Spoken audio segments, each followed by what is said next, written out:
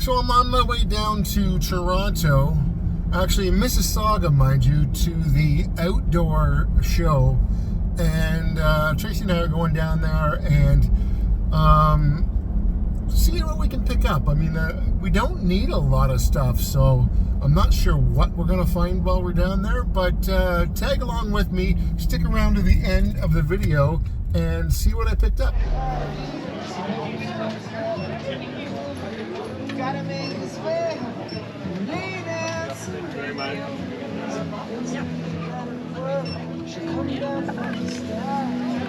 Hey, we're down here at the Outdoor Adventure Show in Mississauga, and I'm here with Mike.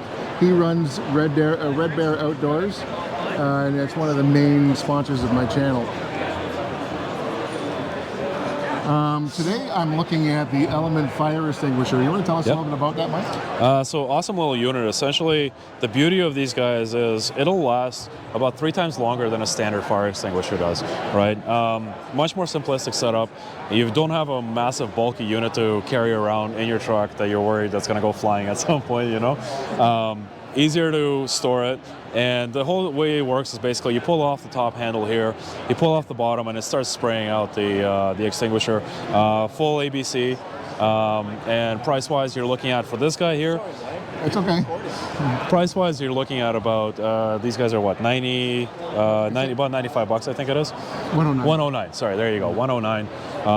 And again, they're not refillable unlike the traditional extinguishers, but at the same time, you know, just considering how much longer you'll be able to use it for any kind of engine fires, electrical fires, it works for all of that, right? So it's fantastic as to have as a backup. It doesn't have to be in an Overlander, it can be in a family vehicle, you know, you stash it in a cupboard, or not the cupboard, stash it into a glove compartment, right? Or properly mounted, comes with a couple of mounting holes and a nice little easy to use clip. And that's one of the good things about it is because when you go overlanding, you got so much gear, this doesn't take up a lot of space. Nice and slim, right?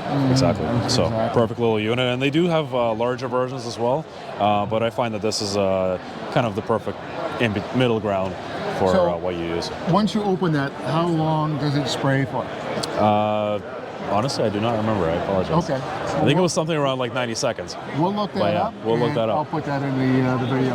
Yeah. Awesome. Thank you very much. So I'm going to pick up 2 of those. Fantastic. And thanks a lot, Mike. Thank you, sir. Now we get a chance to say before we ease away all the love you left behind. You can have mine.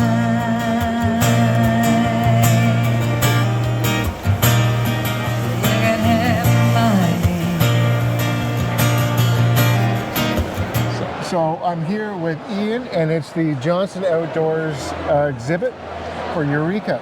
And we're just looking at this tent here, so when we're out at the campgrounds and there is a lot of bugs and whatnot, we want to sit indoors and not be attacked by all the flies and mosquitoes and whatnot. So tell me a little bit about this one. Yeah, so this is called the Copper Canyon. It actually comes in 4 different sizes. So it's a 4, a 6, an 8, or a 12 person. The one that we have set up here is an 8 person. The Copper Canyon. The Copper Canyon tent is what we call a cabin style tent. So what that means is the sidewalls are more vertical, and so you're actually able to use cots inside. There's a lot more interior room. So instead of having your peak height just at the center of the tent, that way you have good headroom all the way around the tent. So it's a very comfortable living condition. The nice thing with a Eureka cabin style, the Copper Canyon, is it actually is watertight. So often you see this style of tent in the campgrounds and they have blue tarps over top of them because they leak. And so when you're buying a better quality style tent, you're going to stay dry. You don't need to have the extra tarps over top. A lot of people love this as well because you can open up the side windows fully as well, so you can see out if you are claustrophobic, if you have kids playing on the beach, you can see everything. And but you get some good ventilation as well. Right? And ventilation, absolutely. But in bad bad weather, you can zip them up, and they are watertight as well.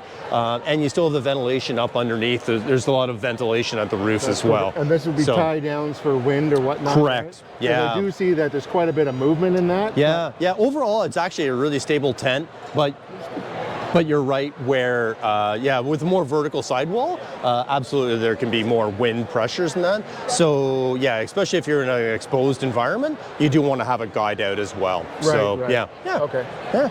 Perfect. And do you know what the average teardown time would be and install time would be? Yeah, like anything, the first time you do it, it's going to take you 3 times as long. But then once you've done it once or twice, all the roof pulls and everything, you can do, as we have that, all the roof pulls and that you actually do down on the ground.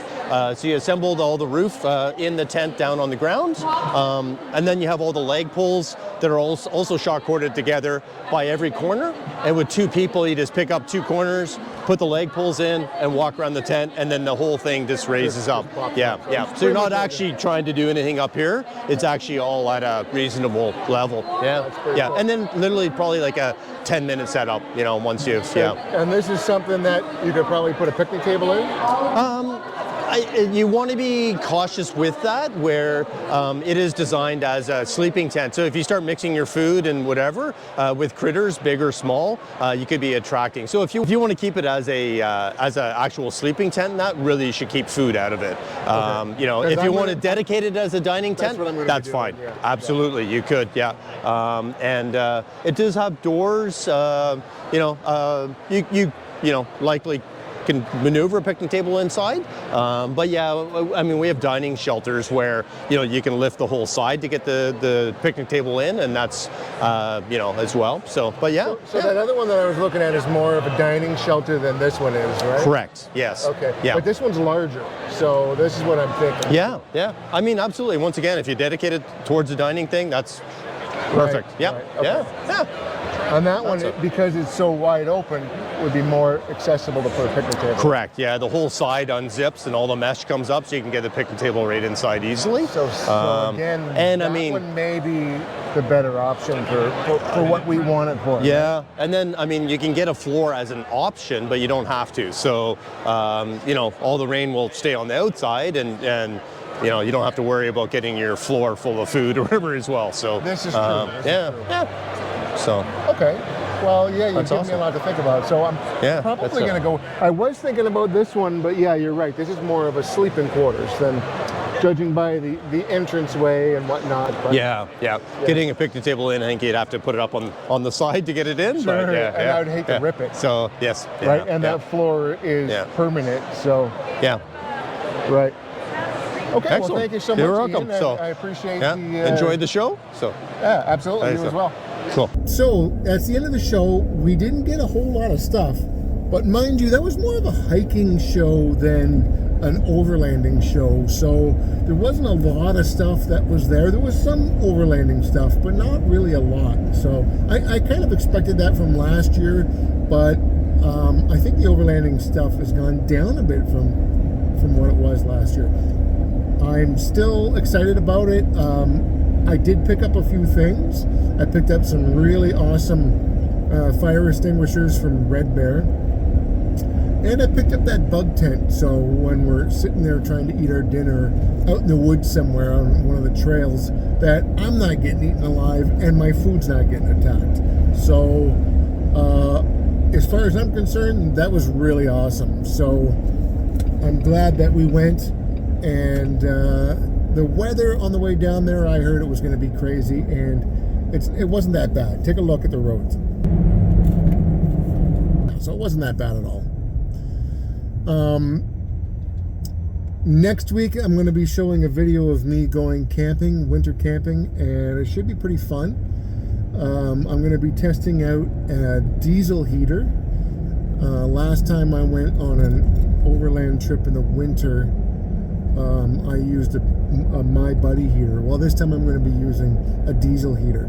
So check out that video, and please subscribe to this channel if you haven't done so already. There are quite a few viewers that aren't subscribed to my channel yet, and help my channel out. Just click that subscribe button. It's down there in the corner there. So do me a favor, just click on that, and click on the like button too. That helps me get my videos promoted to other viewers in other channels, so that actually makes them aware that my content actually even exists. So just click that like button. I'd really appreciate it. See you guys next week. Take care. Bye bye.